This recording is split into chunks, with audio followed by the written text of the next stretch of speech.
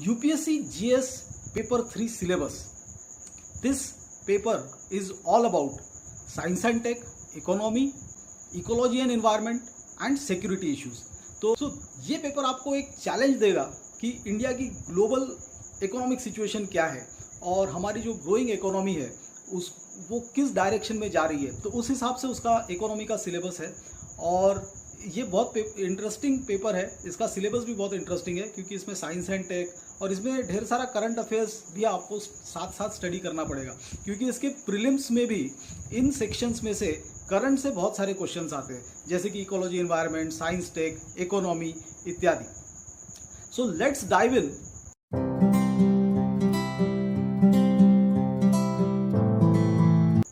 Hello friends, I am Rahul Tajnekar, your own UPSC mentor and coach, Director Rahul Sir's IAS Academy, Nagpur. So before we start this video, I'll like to give you a basic information कि हमारे answer writing sessions weekend को होते हैं online. सो वो free of cost होते हैं और उसको ज्वाइन करने के लिए आपको हमारा टेलीग्राम ग्रुप ज्वाइन करना पड़ेगा, जिसकी लिंक आपको डिस्क्रिप्शन में मिल जाएगी। See this entire exam is all about answer writing. आपको कितना भी नॉलेज हो और अगर आपको उसके आंसर नहीं लिखने आते तो ये पूरा एग्ज़ाम बेकार है और ये पूरी प्रिपरेशन आपकी बेकार हो जाएगी। यहाँ पर यूपीएससी की प्रिपरेशन करने कैंडिडेट्स आते हैं और सालों साल इसमें लगे रहते हैं, उसका सिलेबस ही कंप्लीट करते रह जाते हैं और कभी सिलेक्ट नहीं होते क्योंकि वो आंसर ही कभी नहीं लिखते, जबकि आपका सिलेक्शन आंसर लिखने से होने वाला है और उसके लिए आपको पहले सिलेबस को अच्छे से करना होगा। याद रखिए, क्वेश्चंस हमेशा सिलेबस में से ही आते हैं और सिलेबस को अगर आपने अच्छे से प्रिपेयर किया और उसकी एक राइट आंसर राइटिंग प्रैक्टिस की तो आपका सिलेक्शन होना तय है। तो एक और चीज़, ये जो सिलेबस ओरिएंटेशन का रिकॉर्डिंग है ये क्लासरूम सेटिंग में रिकॉर्ड किया था, तो इसकी sound quality up to the mark नहीं है, बट स्टिल आप इसमें एंड तक बने रहिए, जिसकी वजह से आपको ये सिलेबस पूरा अच्छे से समझ में आ जाएगा और फिर आपको प्रिपरेशन करने में बहुत आसानी होगी। तो चलिए शुरू करते हैं। Now we come to paper 3, GS का पेपर 3 का सिलेबस। तो अब इसमें भी कैसा है, ये जो पेपर 3 का ये यहाँ से यहाँ तक, इसमें ये पूरी इकोनॉमी है, इंडियन इकोनॉमी। तो इंडियन इकोनॉमी से रिलेटेड ऑल एस्पेक्ट्स। अब मैंने तुमको पहले भी बताया था, इकोनॉमी यानी इकोनॉमिक्स नहीं है जो एज ए सब्जेक्ट होता है ना, जिसमें पूरी मैथ्स यूज होती है और डिमांड सप्लाई कर्व्स, वो नहीं है ये।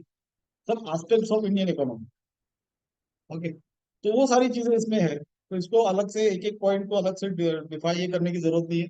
लेकिन इसमें एक चीज उन्होंने ये दी है कि एग्रीकल्चर के बारे में कुछ अच्छे से स्पेसिफिकली इन्होंने मेंशन किया है। देखो ये जो पार्ट है ना इसमें, ये एग्रीकल्चर, ये देखो, cropping patterns in various parts of the country, different types of irrigation systems, storage, transport, marketing, agricultural produce, issues and related constraints. ठीक है, e-technology in the aid of farmers, issues related to direct and indirect forms of subsidies and minimum support prices. Then the PDS, public distribution system, यानी जो ration shops होती है उसका क्या purpose है, उसका बेनिफिशियरीज कौन है, किसको क्या मिलता है। Okay, just around 20 years before 20, 15 or 20 years, ration card used to be your one of the major identities. Even for all people, like बड़े बड़े ऑफिसर्स से लेके तो अंबानी के लिए भी, अब जैसे जो आधार बन गया ना, पहले राशन कार्ड हुआ करता था आइडेंटिटी तुम्हारा। मतलब कई जगह बैंक अकाउंट खोलना है या ये सब खोलना है तो तुमको राशन कार्ड की कॉपी देनी पड़ती है। अभी राशन कार्ड की तुमको जरूरत नहीं है क्योंकि वैसे भी तुम राशन कार्ड से लेने के लिए अभी इलिजिबल नहीं है, जो उसमें चीनी चावल सब्सिडाइज रेट पे मिलता है वो एक पर्टिकुलर सेक्शन के लिए होता है। ओके, तो ये सारी चीजें इसमें स्पेसिफिकली उन्होंने मेंशन किया है। अब देखो इसमें एक और ये मेंशन किया है, food processing and related industries in India, इसका स्कोप ये स्पेसिफिकली मेंशन्ड है सिलेबस। तुमको सिलेबस को अच्छे से प्रिपेयर करना, तुमको कुछ आए या ना आए, जितना सिलेबस में लिखा है उतना तो तुमको आना ही चाहिए। तुम्हारा वैसे भी कोई ना कोई रैंक आ जाएगी, टॉप 10 में आना तो फिर इन्हीं को अच्छे आंसर लिखने हैं बस। सिलेबस में जितना लिखा है हर पॉइंट के तुम्हारे पास नोट्स होने चाहिए। ओके, और क्योंकि क्वेश्चंस हर टॉपिक पे आएंगे, हर टॉपिक पे एक एक क्वेश्चन रहेगा, तो तुमको हर क्वेश्चन को आंसर करते आना चाहिए। अब करते क्या है, अरे इसमें इकोनॉमी ना पूरी है, इकोनॉमी पढ़ ली बस डिटेल में, वो जो इकोनॉमी की बुक थी क्लासेस ने कर लिए, बस ऐसे ही करते हो, और हो गया। तुम इसके हिसाब से हर पॉइंट के हिसाब से अपने नोट्स, माइक्रो नोट्स बना के रखो, और उसके प्रीवियस ईयर क्वेश्चंस को सॉल्व करो, और फिर जो प्रैक्टिस क्वेश्चंस रहते हैं और वो डेज हो गया। एक सिंपल एग्जाम को लोग अननेसेसरीली कॉम्प्लिकेट बनाते हैं, और कॉम्प्लिकेटेड बनाते हैं और उसमें सालों साल वेस्ट कर देते हैं। There is no need of that. Okay.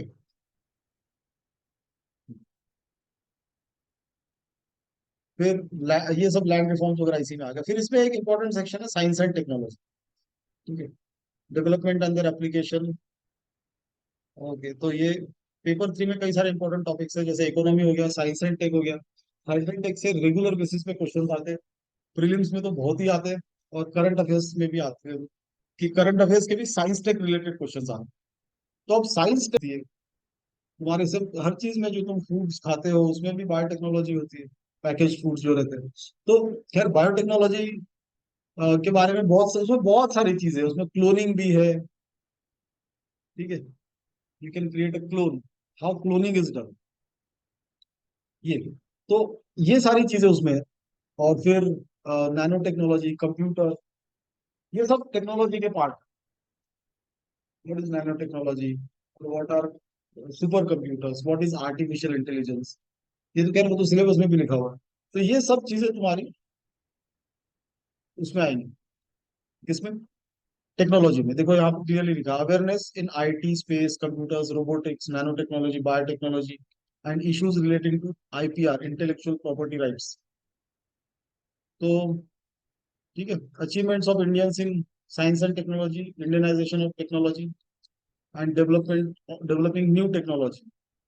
तो achievement of Indians in science and technology में मतलब ज्यादा कुछ बताने जैसा है नहीं, क्योंकि कोई अचीवमेंट्स है ही नहीं। इंडियंस में साइंटिफिक पेपर नहीं है। ठीक है? इंडिया में सब कुछ होते हुए भी एक चीज नहीं है, that is scientific paper, and that is why no known invention is made by any Indian. बताओ ऐसा कौन सा इन्वेंशन तुमको मालूम है जो इंडियन ने किया, कौन सा इन्वेंशन। अब बल्ब किसी ने बनाया, एडिसन ने, वो इंडियन भी तो बना सकता था, नहीं बना। एरोप्लेन राइट ब्रदर्स ने बनाया, इंडियन में तो नहीं। तो कौन सा इन्वेंशन है जो किसी इंडियन ने बनाया। बस सीधा जब जब भी ऐसी बात होती ना, तो सीधा उस पे पहुंच जाते हैं, वहां पे 2000 साल पहले आर्यभट्ट ने पाई की वैल्यू कैलकुलेट की थी। कौन सा है?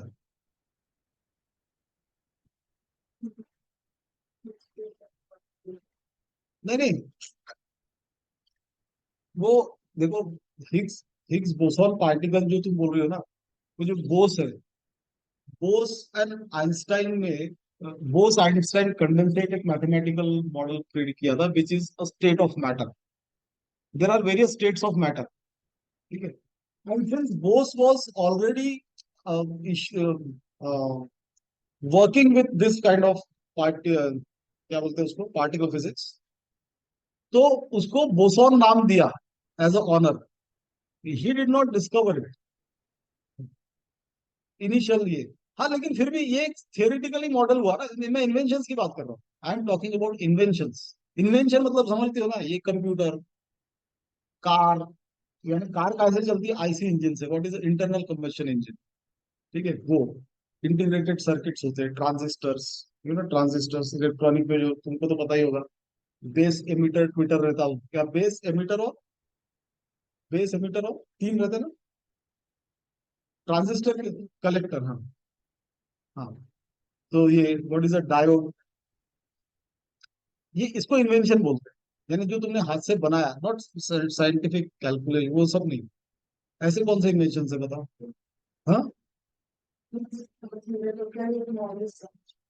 नहीं, दोस्त थियोरेटिकल मॉडल्स ये बोलिए, ऐसे कौन से थियोरेटिकल मॉडल्स भी ऐसे कौन से दे दिए, चलो एक बोस का तुमने मान लिया नाम, अदरवाइज वो भी कोई बहुत बड़ा ये नहीं है। देखो ये जो हिग्स बोसॉन का एक्चुअली जो पहली बार पता चला, वो तो इसमें आया ना, सर्न का जो लार्ज हेड्रोन कोलाइडर है।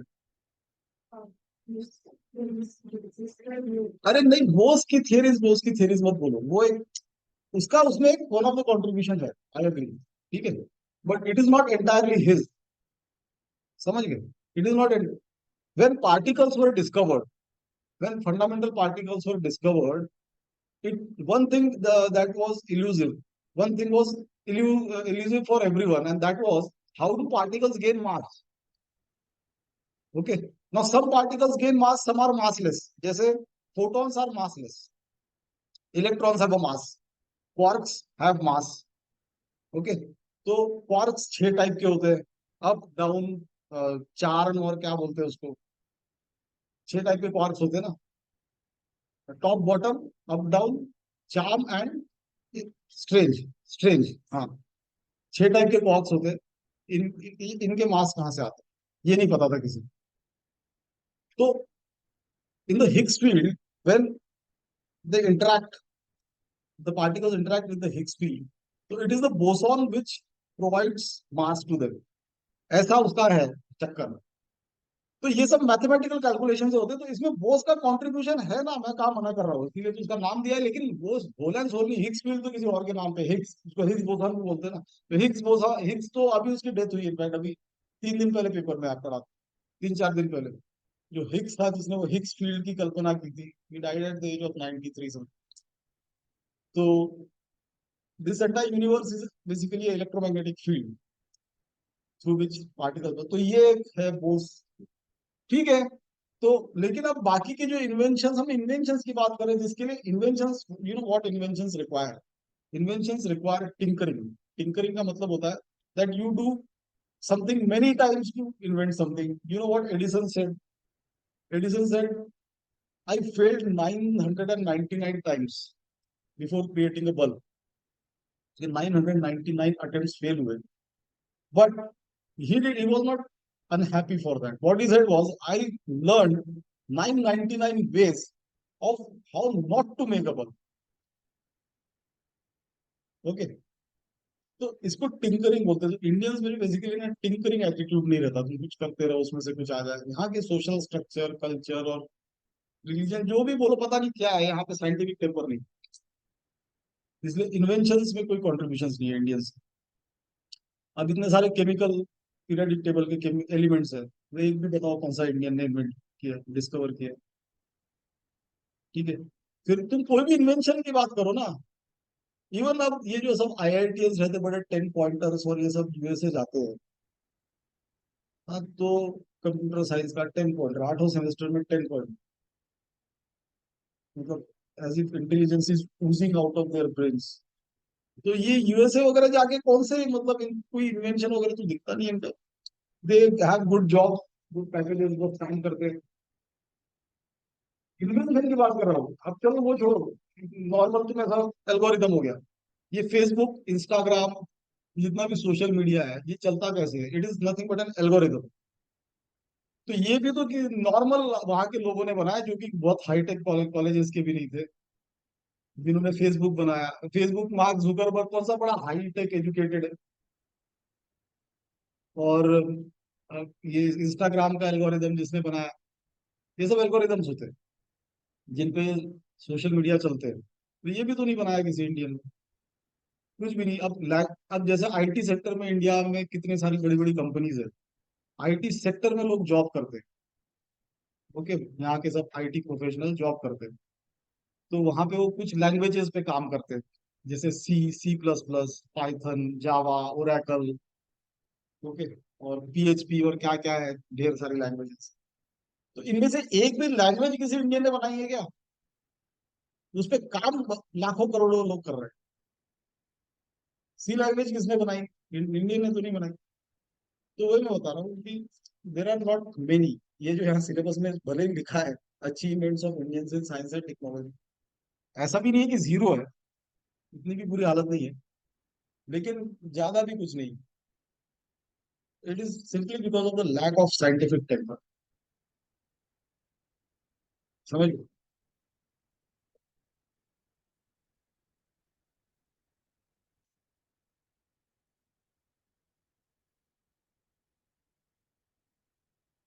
ओके, तो ये हो गया।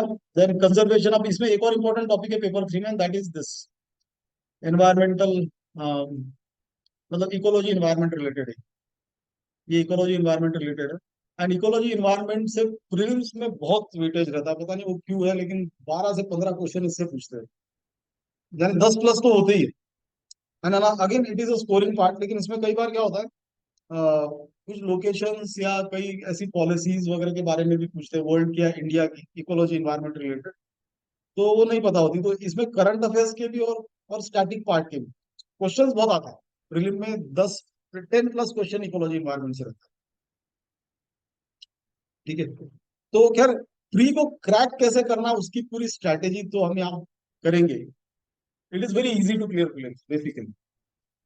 इजी है ना, उसका सिंपल तो एक ही तरीका आज की डेट में ये बन गया, पिछले 2 3 साल से जो जो ट्रेंड बन रहा है कि पहले सीसैट क्लियर कर लो किसी भी तरह से, तो वैसे ही तुम्हारी प्रोबेबिलिटी बहुत बढ़ जाएगी। मैंने तुमको उसी दिन आंकड़ा दिखाया था, 19,000 सीसैट क्वालिफाई हुए, उसमें से 14,600 प्री पास हो गए, यानी 3/4 से भी ज्यादा।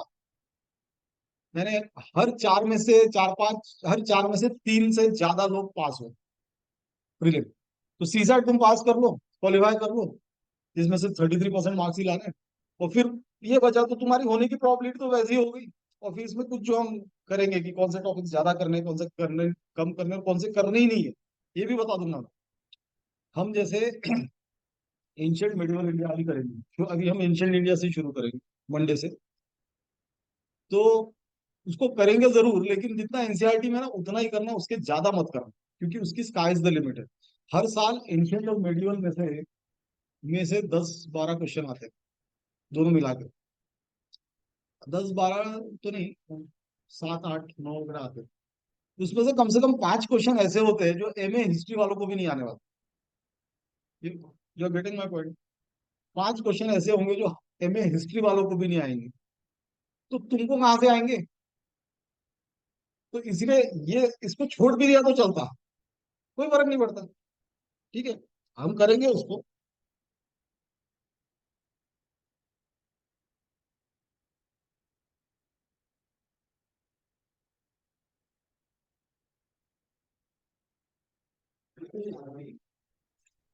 लेकिन जितना है उतना ही, मतलब कई चीजों पे बहुत फोकस नहीं करना। एक ही बात एग्जाम की प्रिपरेशन करते समय याद रखनी है, और वो ये, वो एक्चुअली उस एम से लोग भटक जाते हैं। And that is your aim is to clear this exam, not become a scholar. You don't have to become a scholar of anything. Your aim should be कि तुमको इतना इनफ नॉलेज होना चाहिए कि तुम्हारा प्री क्लियर हो जाए, और इतनी आंसर राइटिंग प्रैक्टिस होनी चाहिए कि तुम्हारी एक अच्छी रैंक आ जाए, बस। हाँ, उसका क्या फायदा होने वाला, गोल्ड मेडल मिलने वाला। तुमको वो एक फिल्टरिंग प्रोसेस का पार्ट है। उनको बेसिकली मेंस में से लोगों को सिलेक्ट करना है, तो मेंस तक पहुंचाने के लिए एक फिल्टरेशन यूनिट लगा दिया उन्होंने, सपोज। तो उसमें तुम प्रीलिम के टॉपर भी हो, तो हो सकता है, बड़ी बात नहीं कि तुम्हारे मेंस के बॉटम में हो, अगर आंसर नहीं लिखोगी तो। प्रीलिम्स का टॉपर बन के क्या करना है, यूपीएससी का टॉपर बनो ना, इसका फाइनल रिजल्ट का। वो कहाँ से बनोगी? आंसर लिख के। प्रीलिम्स का टॉपर बनने का कोई फायदा नहीं है। ओके, ऐसे सीसैट में भी 100% भी मार्क्स आ गए, उसका कोई फायदा नहीं है, क्वालिफाई होने के लिए 33% ही चाहिए। Okay,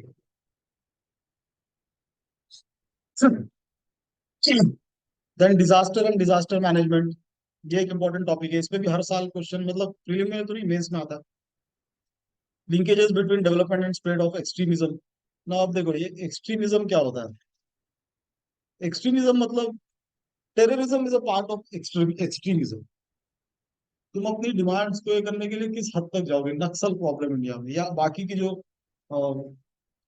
insurgency of movements India में चली है, कुछ चलने वाली है, या चल के बंद हो गई है। जैसे पहले नॉर्थ ईस्ट में कई सारी इंसर्जेंसी मूवमेंट्स चलती थी, स्पेशली नागालैंड में।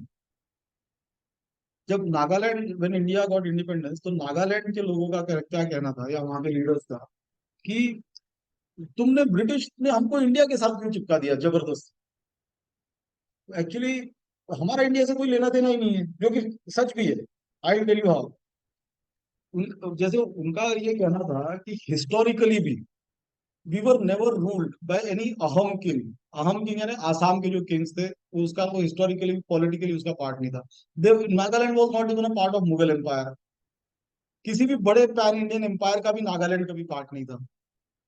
ठीक है। फिर culturally we are totally different. We don't have anything to do with Indian main stream Hindu culture. और हमारा अपना वो ट्राइबल एरिया है। तो हमारा, अब हमारे अपने गॉड गॉडेस, हमारा हिंदुइज्म से कोई लेना देना नहीं है। हम रेशियली भी अलग है। अब वो मंगोलाइट रेस है ना, रेशियली भी हम इंडियन जैसे नहीं दिखते। और अपना सभी कुछ तो अलग है। और वो तो ब्रिटिश रूल ने हमको इंडिया के साथ रूल कर लिया, तो ब्रिटिश के जाने के बाद हमको इंडिया में क्यों चिपका के गए? ये उनका मेन ये था। So we want the independent country status, ऐसा उनका ये कहना था। और फिर उनको चाइना से फंडिंग आती थी अपने इंसर्जेंसी इसको ये करने के लिए, प्रमोट करने के लिए। वहां पर तो वो पहले खुलेआम, पता नहीं अभी भी होता है कि नहीं, 90s या अभी तक 10 15 20 साल पहले तक तो होता था, मस्त सब यूथ वगैरह अपने मोटर बाइक्स पे चाइना का फ्लैग लगा के घूमते हो। वैसे भी उनका सब चाइनीज से ही रहा, उनका खाना पीना है ना। मोमोज खाते होंगे वो ज्यादा। तो चाइनीज से ज्यादा उनको दिखना भी वैसे ही है, प्लस बाकी सारी चीजें, रहन सहन।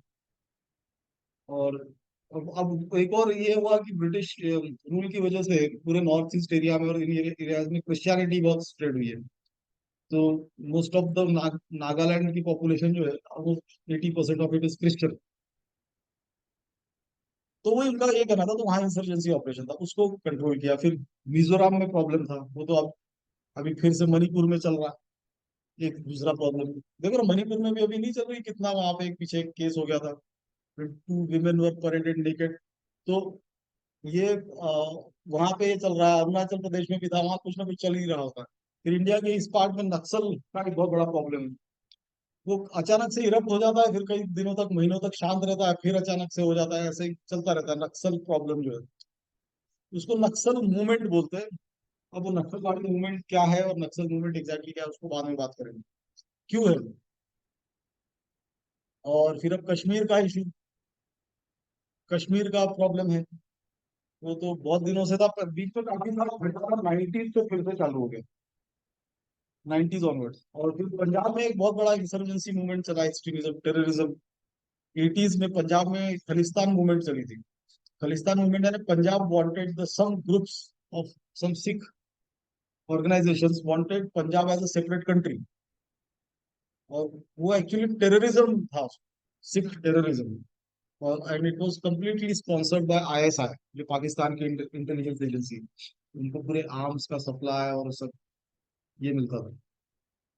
तो एक्सट्रीमिज्म से रिलेटेड सारे इश्यूज हमको करना है। Okay. Then the role of external state and non state actors in creating challenges internal security. अब देखो, ये इंटरनल सिक्योरिटी अपने आप में एक अच्छा टॉपिक है। फिर role of state, external state यानी जो बाहर की कंट्रीज ऑफिशियली इंडिया में प्रॉब्लम्स खड़ा करती है, उनकी कुछ एजेंसी, जैसे पाकिस्तान की जो एजेंसी है आईएसआई, इंटेलिजेंस एजेंसी है, वो टेररिस्ट ग्रुप्स को यहाँ पे इंडिया में करने के लिए स्पॉन्सर करती है। लेकिन बात इसमें ये है कि रॉ, रॉ का नाम सुना है तुमने? Raw, research and analysis wing उसका नाम है। तो रॉ इंडिया की इंटेलिजेंस एजेंसी है। तो रॉ भी एग्जैक्टली यही काम पाकिस्तान में करता है, जो इंडिया की मीडिया में नहीं आता। पाकिस्तान में आईएसआई की मीडिया में आईएसआई का कुछ नहीं आता। वहां हम जो आईएसआई स्पॉन्सर्ड ये हुआ वो हुआ ये सुनते हैं ना, पाकिस्तान में एग्जैक्टली वो उसका अपोजिट सुनने में आता है कि रॉ ने यहाँ पे दंगे करवा दिए, यहाँ दहशतगर्दियों ने ये बॉम्ब फोड़ा, और ये रॉ ने करवाया ऐसा। तो रॉ भी करती है। पाकिस्तान का जो एक नीचे वाला जो प्रोविंस है कराची जिसमें आता है, विच इज बलूचिस्तान। तो वहां पे भी एक 50s ऑनवर्ड्स एक सिमिलर, जो मैंने नागालैंड का केस बताया ना, वैसे ही वहां बलोच मूवमेंट चल रही है शुरू से। Balochistan also wants a separate country status. Now it has been decades now. तो वहां पर भी दहशतगर्दी होती है, यानी टेररिज्म होता है। तो that entire terrorism is sponsored by India, Indian agencies. Okay. तो ये तो चलता रहता है। ऑफकोर्स इंडिया की मीडिया में हम ये सब नहीं सुनेंगे, पाकिस्तान की मीडिया में वो आईएसआई का कुछ नहीं सुनते, यही होता है। तो ये नॉन स्टेट एक्टर्स होते हैं। ठीक है। ये स्टेट एक्टर्स होते हैं। फिर नॉन स्टेट एक्टर्स जैसे जो दूसरी ऑर्गेनाइजेशन होती है, जो अभी फिर से खालिस्तान मूवमेंट का रिवाइवल का हुआ था, एक बब्बर खालसा करके जो ऑर्गेनाइजेशन, वो लंदन बेस्ड है, वो इनको फंडिंग कर रही थी। फिर से अभी कुछ आया था बीच में, वो किस किस हद तक ये हुआ पता नहीं। देखो, होने को तो आगे कभी भी कुछ भी हो सकता है।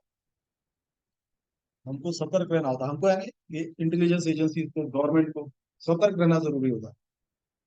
ओके, तो इसका इसके बारे में जानना है।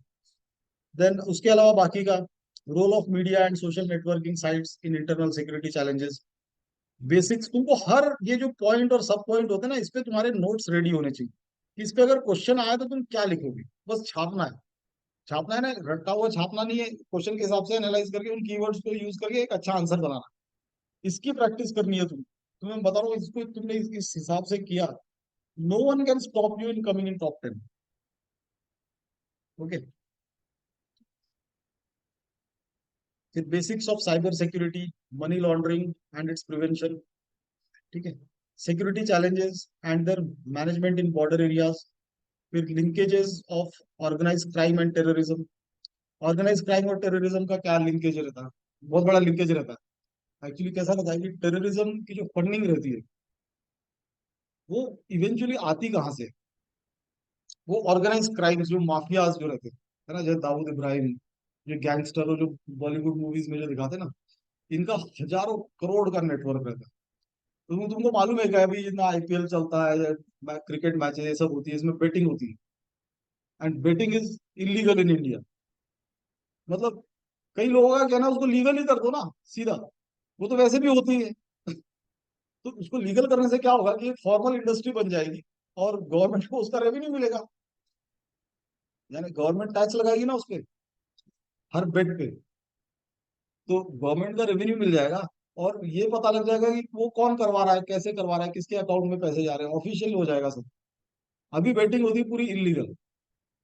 ठीक है, और ये अपने आप में हजारों करोड़ की इंडस्ट्री है, और ये पूरा दाऊद चलाता है, दाऊद इब्राहिम, पाकिस्तान से। समझे? उनको भी बेट लगानी है वो, तो लगा सकते हैं, यानी उसके बुकीज रहते हैं। और उनको तुम बताओ, तुमको कुछ नहीं करना है, एक प्रिडिक्शन देना है। तुम या तो हारोगे या जीतोगे। हारे तो पैसे देने, जीते तो तुमको पैसे देते, पैसे देते ईमानदारी से, लेकिन भली बेईमानी का धंधा है, चलता बहुत ईमानदारी से। समझ गए? तुम, यानी अब मान लो, ये अगर ईमानदारी से नहीं चलता तो फिर बेटिंग कोई करता क्यों? वो तो करना ही पड़ेगा ना हमको, चलता पूरा ईमानदारी से। कितना ही बे, और इनफैक्ट दुनिया में, इंडिया में नहीं, पूरी दुनिया में सबसे ईमानदारी से चलने वाले धंधे बेईमानी के ही होते। ओके, जो ईमानी धंधे होते हैं, वो बेईमानी से चलते, ऐसा उल्टा हिसाब रहता है। बेईमानी धंधे ईमानदारी से चलते, ऐसा उल्टा हिसाब रहता है पूरी दुनिया का, इंडिया का नहीं, पूरी दुनिया का। ओके, तो भी ये जो है तो इनके जो पैसे रहते हैं, ये फाइनली फिर कहाँ चैनलाइज होते हैं, इन सब एक्टिविटीज में, जो एक्सटॉर्शन रैकेट्स रहते हैं। ठीक है, प्रोस्टिट्यूशन के जो रैकेट्स रहते हैं, ये जो है ये अपने आप में बहुत बड़ी इंडस्ट्री होती है। इवन बेगिंग, बेगर्स की भी ये सारा ये सब माफिया चलाते हैं। तुमको क्या लग रहा है कि सिग्नल पे जो भीख मांगने आते हैं, ये अपने इंडिविजुअल लोग होते हैं? ये ऐसे नहीं रहता है, they are part of a organised racket. ठीक है, और वो जो कई बार औरत एक बच्चा लेके आती है ना ऐसा भीख मांगने, तो वो बच्चा भी उसका नहीं रहता, वो भी किराए पे मिलते हैं। यानी जिसका भी बच्चा होगा उसको बोलती है, 1 घंटे के इतने 50-100 रुपए ले लो, ये दे दो बच्चा, तो लेके घूमेगी। उसको 100 रुपए मिलेगी, मिल गए, और ये 100 से ज्यादा कमाएगी, है ना, उस बच्चे को लेके। तो ये ऐसा रहता है, और ये सब चलाने वाले दूसरे ग्रुप से रहते हैं, और इसको एक ऑल इंडिया और बड़े लेवल पे भी चलता है। और प्रोस्टिट्यूशन और ह्यूमन ट्रैफिकिंग, ये तो एक बहुत ही बड़ा रैकेट है, बहुत बड़ा धंधा है, involves hundreds and thousands of crore. तो इसके जो ये सारे पैसे चैनलाइज होते हैं, वो होते कहाँ है, कहाँ जाते हैं? वो सब इन सब एक्टिविटीज में जाते हैं, टेररिज्म में। ठीक है, पीछे तो एक बड़ा ये आया था कि एक पी नोट्स के थ्रू स्टॉक मार्केट्स में जो पैसे आते हैं, उसका ये नहीं पता होता कि वो फॉरेन से आते हैं, सिर्फ ये नहीं पता होता कि वो पैसे भेज कौन रहा है। स्टॉक मार्केट में आते जरूर है, मतलब वो आते हैं और स्टॉक मार्केट से ऊपर लेके जाते हैं। तो कई सारे पी फंड्स में, उसको प्राइवेट इक्विटी फंड्स बोलते हैं, उसके बारे में हम बाद में डिटेल में करेंगे। उसमें कई इसमें ऑर्गेनाइज क्राइम और टेररिस्ट और माफियाज के पैसे रहते हैं। सोचो यानी माफियाज और टेररिस्ट स्टॉक मार्केट भी चला रहा है। सोचो।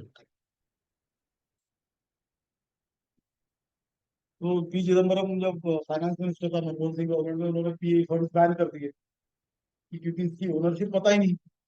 तो उससे दूसरा प्रॉब्लम हुआ, मार्केट क्रैश होने चालू हो गए, तो गवर्नमेंट पैनिक में, अरे नहीं चालू करो फिर चालू है, अभी भी चालू ही है, पी फंड चालू है। मार्केट डिमांड पे, किसी भी स्टॉक का प्राइस ऊपर क्यों जाता है, उसकी डिमांड है इसलिए, यानी उसको पैसा चेज कर रहा है। पैसा ही नहीं आ रहा तो उसको चेज नहीं करेगा तो उसकी प्राइस नीचे, तो मार्केट्स क्रैश हो जाएंगे। ओके, क्या, it is not only P funds which run the market, उसमें बहुत सारे दूसरे भी रहते हैं।